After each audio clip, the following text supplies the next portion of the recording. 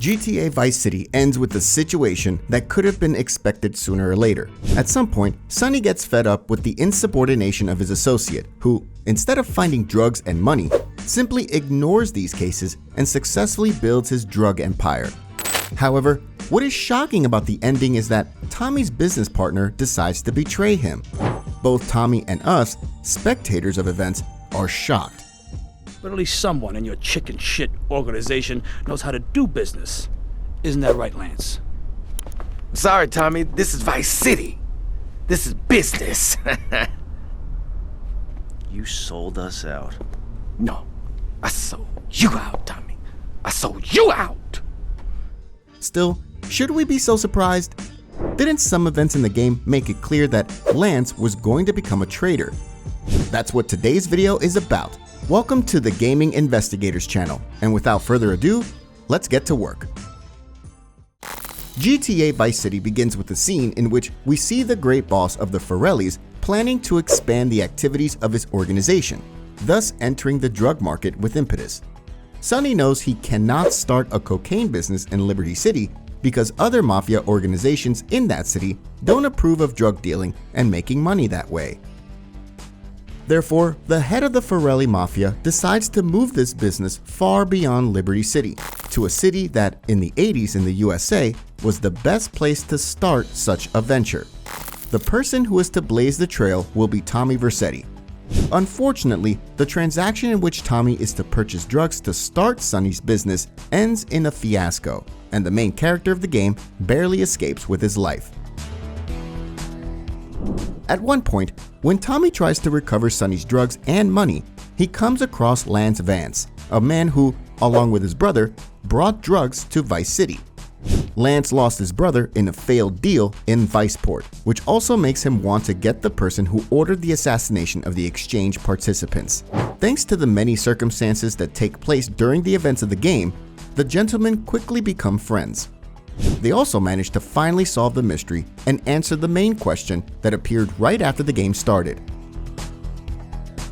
What's more, Tommy, with the help of Lance, establishes his criminal group.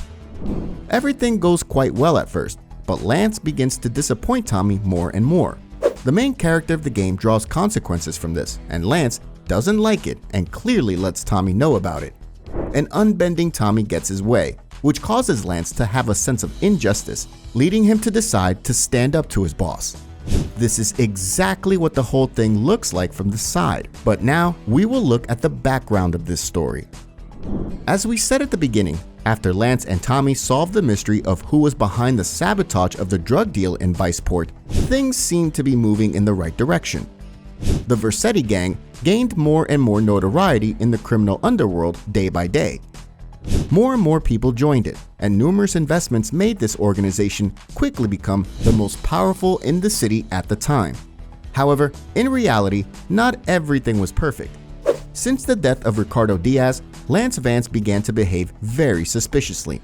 As Ernest Kelly mentioned in the phone call with Tommy at the end of the game, for a great boss of a powerful organization, Tommy seems very naive and does not seem to be very good at seeing some of the potential dangers, and we're talking about Lance Vance specifically.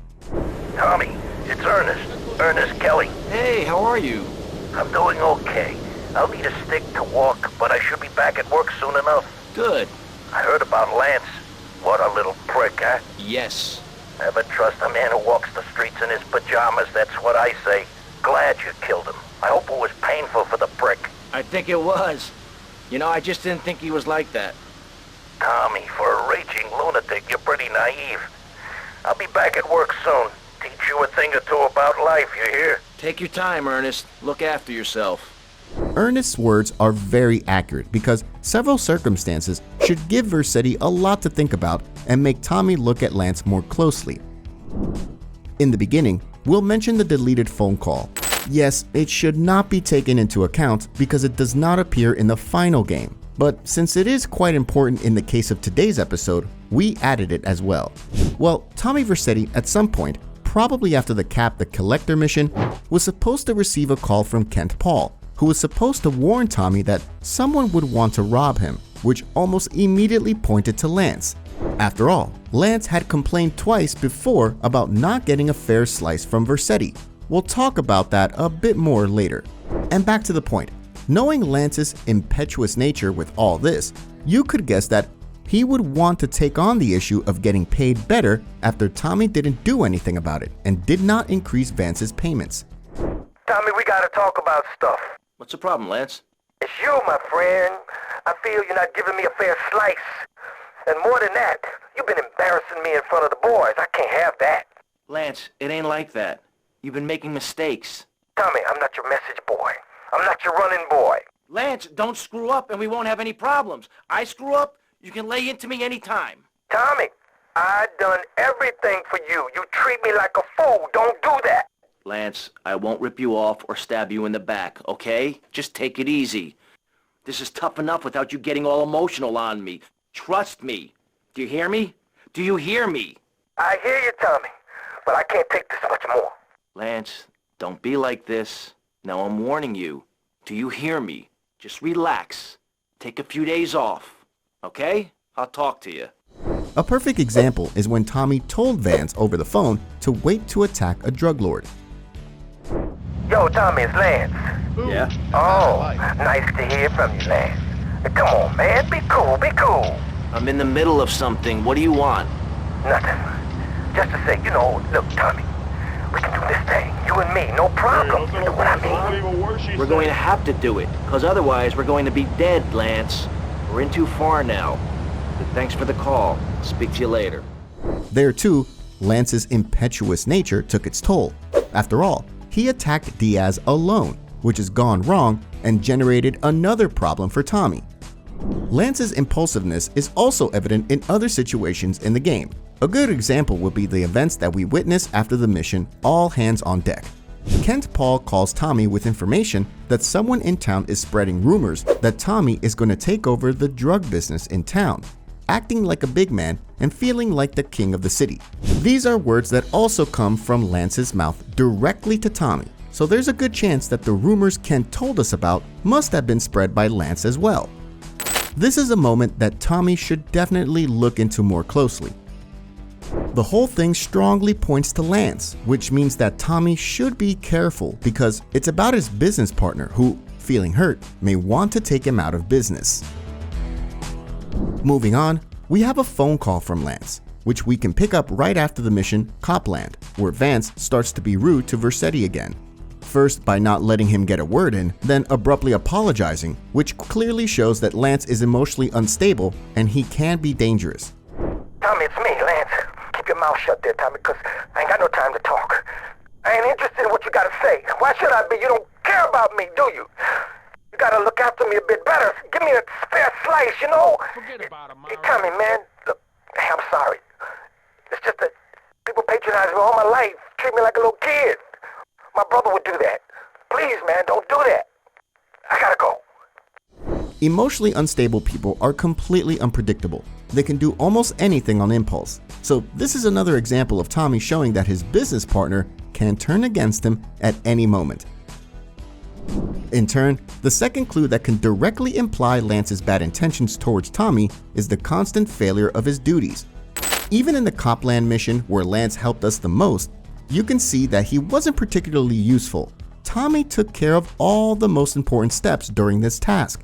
And what's more, from the player's perspective, Lance even seemed to be a ball and chain at times. Observing other missions involving Tommy's business partner is even worse. One of the examples can be the beginning of the bar brawl mission, where we learned that a certain cafe refused to pay protection money to the Vercetti gang. Of course, Lance Vance should have taken care of it right away and talked some sense into the owner, but he preferred to sit in a bar and feel sorry for himself. As a consequence, Tommy Vercetti himself had to intervene in this situation. Did Lance not know how to deal with this problem, or just didn't want to? Well, that's a good question. And on top of that, despite failing the job, which Tommy eventually had to fix in the bar brawl mission, Lance also has the balls to call Tommy soon after and mention that he thinks Tommy isn't paying him enough. This is another situation where Lance shows Tommy that he is not happy with the cooperation. When the business partner is not satisfied with how the boss behaves towards him and how much he pays him, there's a high risk that he will look for another business partner or even attempt to assassinate and take control of the current partner's organization, especially since it's a criminal underworld after all. The next moment where Lance's incompetence takes its toll on Tommy again is the mission Hit the Courier. This time, the task is to pick up the fresh plates from the courier so that Tommy and Ernest can start printing fake money.